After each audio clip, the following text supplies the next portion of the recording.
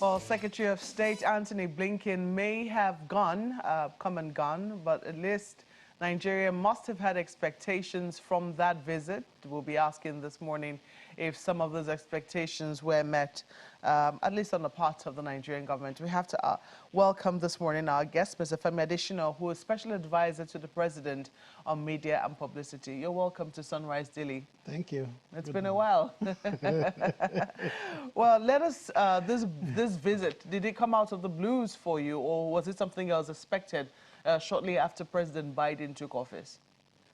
Well, it had been planned for a while. It was like an African visit, not just Nigerian. You know, he went to 2 other countries. So it had been on for a while, and of course we were in the picture that he was coming.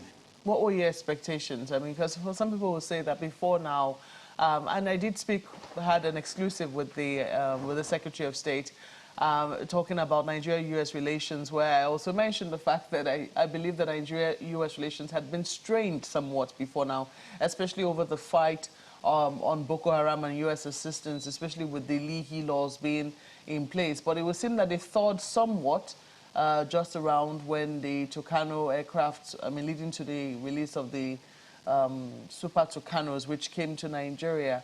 He did admit as much, but said that, that it ought not to be the case, and they're looking forward to high-level relations with Nigeria moving forward. So I do not know how the Nigerians said, and this is just a journalist reading. It could be wrong, it could be right, but you can confirm to us, what Nigeria-U.S. relations had been before now and what our expectations were from this visit. I wouldn't exactly use the word strained, at least since 2015 to now, because what President Buhari began to do since he came to office was to reset the buttons of Nigeria-U.S. relationship. And he had been doing that before 2015. Pre-2015, there was some strain, but not after. There may have been some maybe uncomfortable moments, but I won't call it strain, particularly when we needed military equipment, and because of the Leahy law, they wouldn't oblige us, but it was sorted out. I wouldn't say it was quite strained. Okay, so what are our expectations now moving forward? Is that the relationship will be stronger and it will be mutually beneficial. You will see that from this visit, Nigeria is being given $2.1 billion development assistance to help us out of COVID era and all that.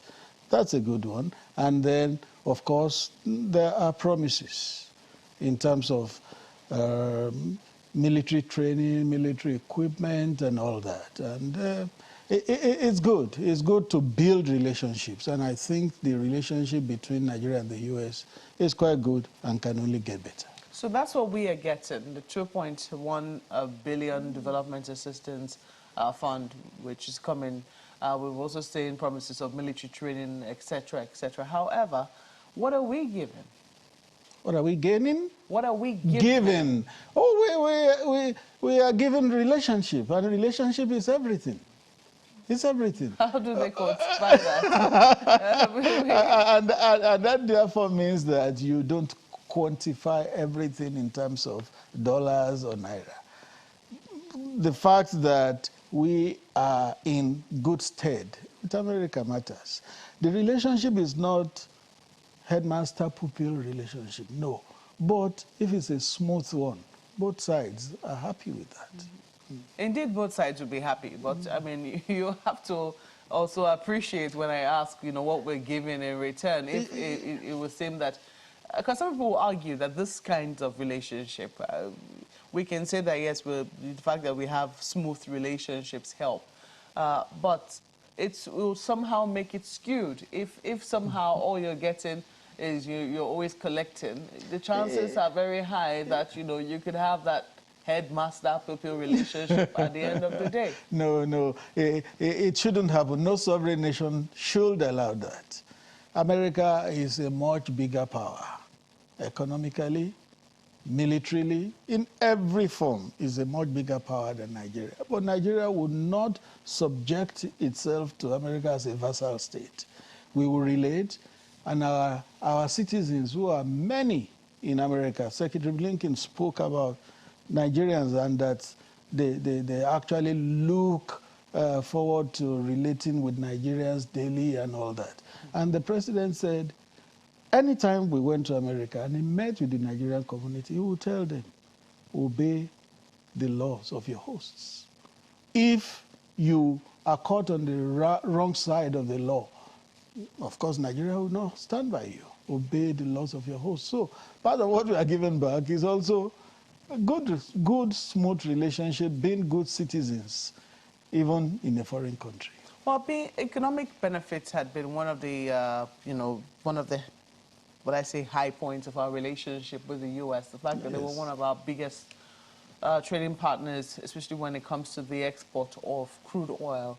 But that now, it would seem, is under threat as a result of focus on climate change. I know they're also supposed to help with some assistance in that regard. What exactly is now going to be the new economic focus, especially now that climate change is not a bigger part? Nope, crude oil is no longer such an attractive thing. Okay. I wanted to say climate change was not the issue in terms of trade relations. It's just that America does not need Nigeria's oil again. Indeed. America used to be the largest consumer of Nigeria's oil. But you know the story of shale oil and discovery of oil in many parts of America. So they don't need Nigeria's oil again. It came up in the meeting between President Buhari and Secretary Blinken. And, well, there are other commodities we can trade in. In fact, the president mentioned it that America used to be Nigeria's largest trading partner. But of course, what was responsible for that was also crude, which is no longer a product of demand from America now. But there will be other areas that we can explore. Have we been able to find any other area? That's the question. Yes, with the Nigerian economy being diversified now, you know that crude used to be 80–90% of our GDP. Now it's just about 40-something%. In fact, other areas have taken over from crude oil. So there will always be things we can explore with the United States. We now do a lot more in solid minerals, mines and steel development. We do a lot more in ICT. We do a lot more in manufacturing. Manufacturing is also inching up in the country. So there will be new vistas we can open with the United States. Well, we'll look to see what that will be. But in the meantime, there'll be questions as to well, the relationship which you spoke about, Nigeria-U.S. relationship, is going to, hopefully it's going to get better. And I know that our ambassador, our Minister of Foreign Affairs, also spoke to the fact that they want consular services to Nigerians to be, to improve. To improve, exactly. We used to have a drop box system with the United States, but it was seen that that has now been scrapped. Is this something that we are looking forward to going back to as a result of his visit to Nigeria? Yes, it came up during the joint press conference. Minister of Foreign Affairs spoke about a drop box system, but the onus is on the Americans to do what they think is best. We can request, but they're not bound to just grant it like that. They will do what they think is in the best interest of America and what is also good for Nigerian citizens. Were we able to extract any commitment on that? No. Secretary Blinken would not make he would not make commitments on the spur of the moment like that. But I'm sure notice was taken of our request. Okay. Well, one of the other thorny issues that came up during his visit to Nigeria was just that about the time he came was when the Lagos State Judicial Panel of Inquiry submitted its report to the government of the day, that's the Lagos State government. The federal government has issued, was the first time we heard the president speak on the matter, saying that the federal government wants the states to exhaust their own mechanisms before eventually intervening. And because the number of states, the states are many, and they're all expected to submit their reports to the federal government. However, because there is special interest... Not to the federal government.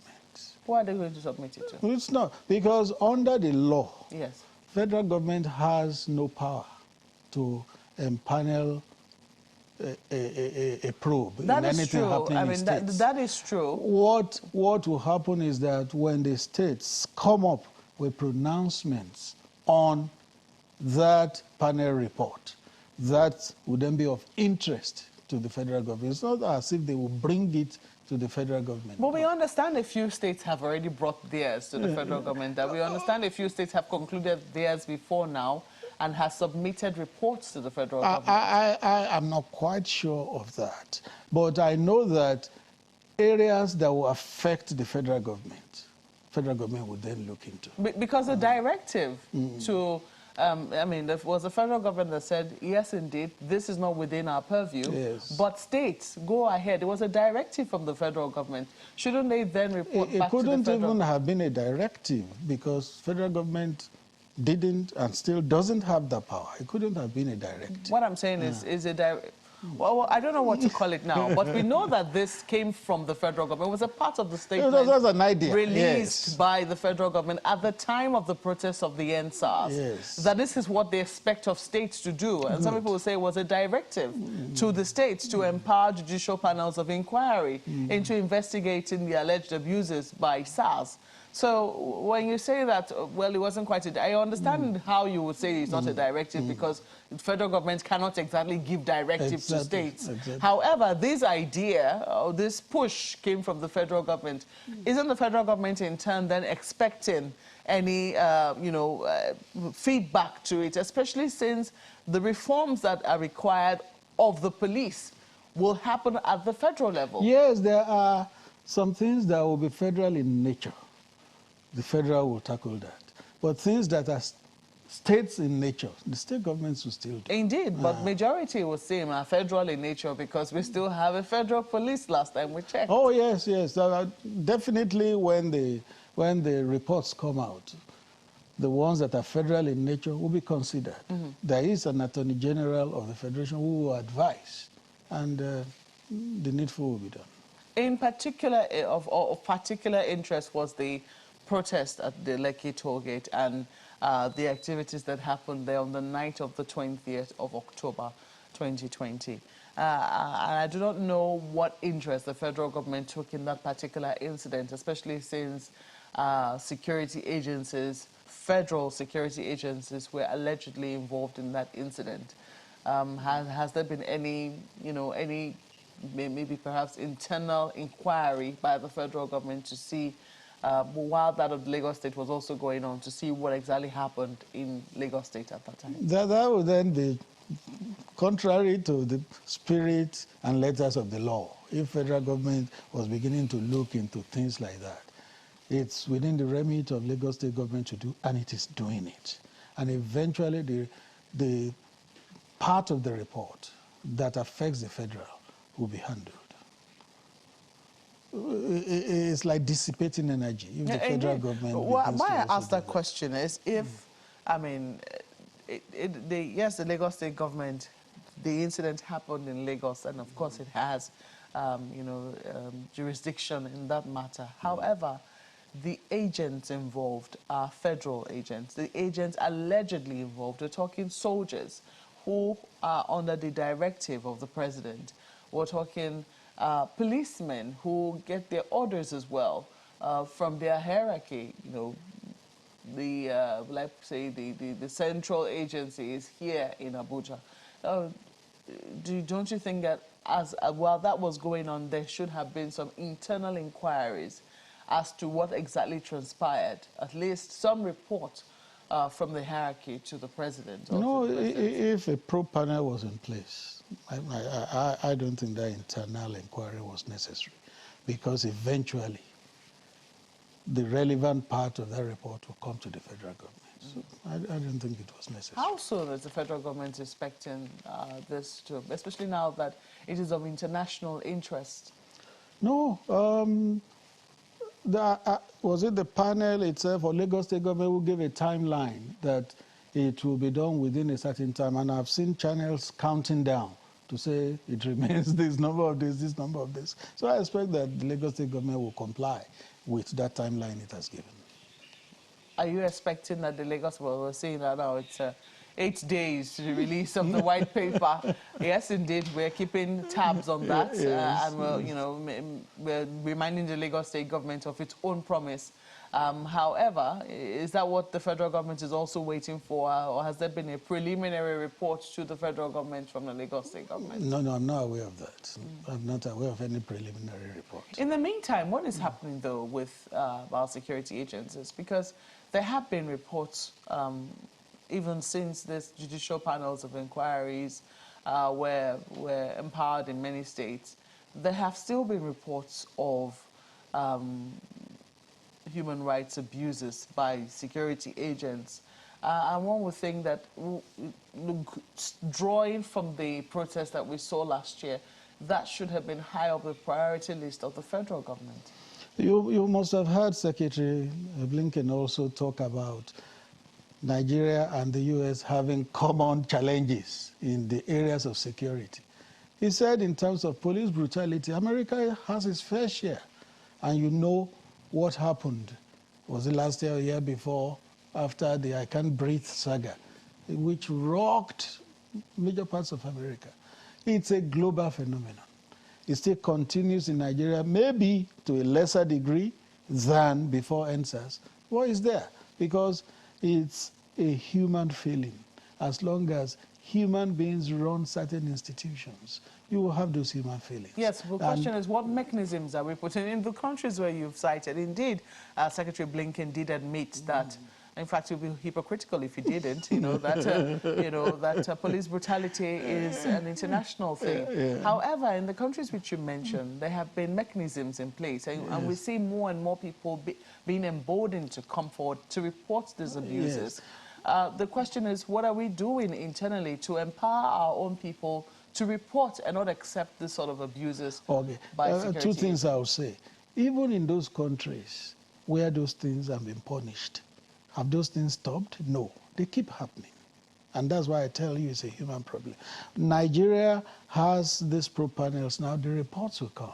What government, both at federal and state, does with that report will go a long way to answer the question that you have just asked. Because when some issues are tackled, malefactors are dealt with on both sides, not just security agents. You ask yourself, 38 policemen were also killed around the country. Who killed them? Shouldn't they also be held to question? So all those things are to be dealt with. And that is a way to control such things in future. We'll see how that happens. I mean, you've given assurances, but, you know, wait to see how concretes are attached to that, to the assurance which you provide. I want to quickly just confirm with you that, indeed, we understand that the Electoral Act Amendment Bill has been transmitted to the President. Yes, it has been. And do we think, will the President sign? Like they say, pregnancy never hides. At a point it becomes evident. So when the President signs, it will be known. It will be known. I know that the Speaker of the House came to see him last week. I know that the Senate President is coming to see him today. Engagements are on.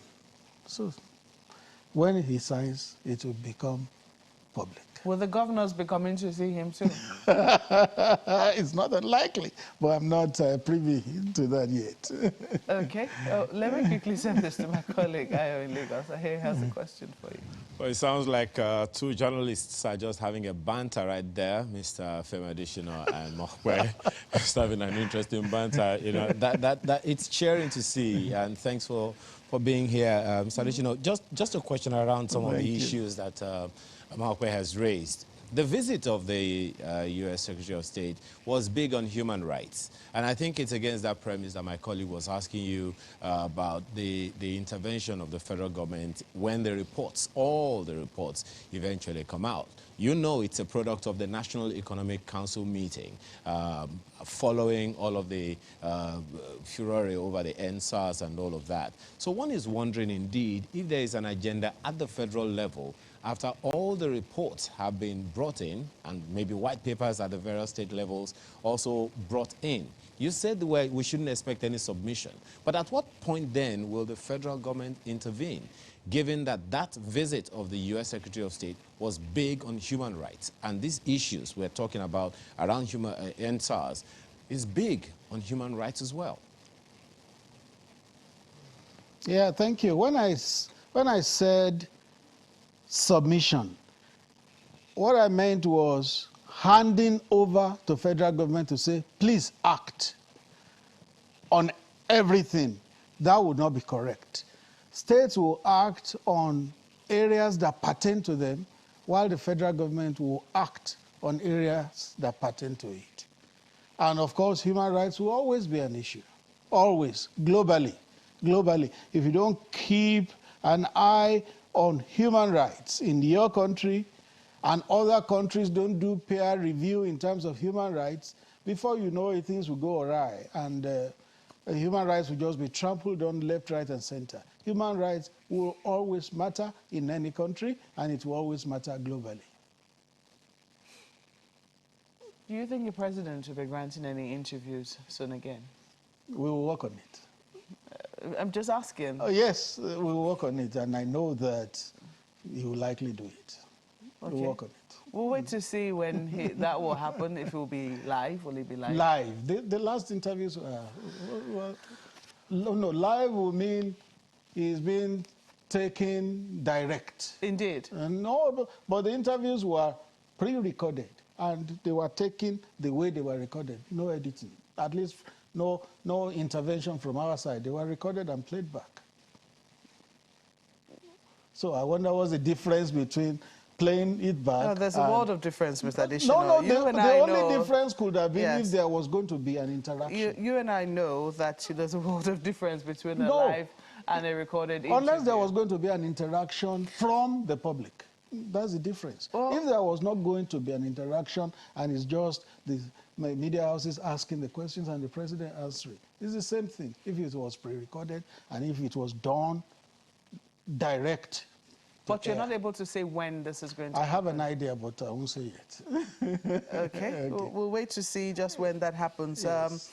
Just to confirm that this was a good visit in all for Nigeria. Oh, very, very, very good. Very, very good. You have not talked about Nigeria being taken off the watch list of countries that repress religions. Very good. The secretary spoke about it. He said America did it because it found out that putting Nigeria on the watch list was not based on facts. And you know things that happen, Nigerians themselves going to America, going to feed them with incorrect positions about what is happening in the country. And that was why Nigeria was put on that watch list. But when America discovered that it was not based on facts, Nigeria was removed from the watch list. It's a very good development for us. Well, let's thank you for coming on this morning. Mr. Femi Adesina, Special Advisor to the President on Media and Publicity. Thank you for coming on Sunrise Daily this morning. My pleasure. Thank you.